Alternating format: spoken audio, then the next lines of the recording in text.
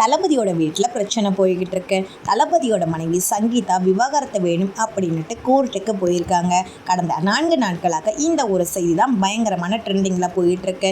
ஒரு அரசியல் கட்சியோட தலைவர், நாளைய முதலமைச்சராக போறவர், இப்படி ஒரு பிரச்சனை போயிட்டு இருக்கு. இதை பார்த்துட்டு தாவேக்காவினர் என்ன சொல்றாங்க, மக்களோட மனநிலை எப்படி இருக்கு அப்படிங்கிறத பற்றி தான் இந்த வீடியோவில் தெளிவாக பார்க்க போகிறோம். கடந்த 2-3 வருஷமாக தளபதியோட மனைவி சங்கீதா எந்த ஒரு நிகழ்ச்சியிலுமே கலந்துக்காம இருக்காங்க. ஓகே, 2 பேருக்கும் நடுவில் ஏதோ ஒரு பிரச்சனை போய்கிட்டு இருக்கு அப்படிங்கிறது எல்லாருக்குமே அரசல் புரசல தெரிஞ்ச ஒரு விஷயம்தான். இந்த நிலையில இப்போ தளபதியோட மனைவி சங்கீதா விவாகரத்து வேணும் அப்படின்னு கோர்ட்டுக்கு போயிருக்காங்க.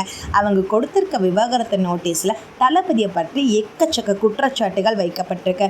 2021 இருந்து எங்களுக்கு பிரச்சனைகள் போய்கிட்டு இருக்கு அப்படிங்கிற மாதிரியும் சங்கீதா சொல்லியிருக்காங்க. இப்போ தாவேக்காவினர் கேட்கிற ஒரே ஒரு கேள்வி என்ன அப்படின்னா, 2021 இருந்து இந்த பிரச்சனை நடந்துகிட்டு இருக்கு அப்படின்னு சொல்றீங்களே, ஆனா இத்தனை வருஷமா விட்டுட்டு இப்போ தேர்தல் சமயத்துல இந்த பிரச்சனையை கொண்டு வர்றது ஏன் அப்படிங்கிற மாதிரி கேள்வி கேள்விருக்கு. தளபதியோட மனைவி சங்கீதாவே தளபதியோட முதுகுல குத்திட்டாங்க அப்படிங்கிற மாதிரியும், தளபதி தேர்தலில் ஜெயிக்க கூடாது, அவரோட பேரை கெடுக்கணும் அப்படிங்கிறதுக்காகவே அவங்க இப்படி பண்ணியிருக்காங்க அப்படின்னுட்டு தாவேக்காவினர் சொல்லிட்டு இருக்காங்க.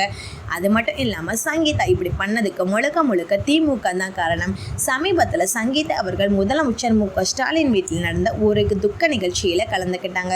ஸோ அந்த ஃபோட்டோ வீடியோ சோஷியல் மீடியாவில் பதிவிட்டு திமுகவோட தூண்டுதலின் பேரில் தான் சங்கீதா இப்படி பண்ணியிருக்காங்க.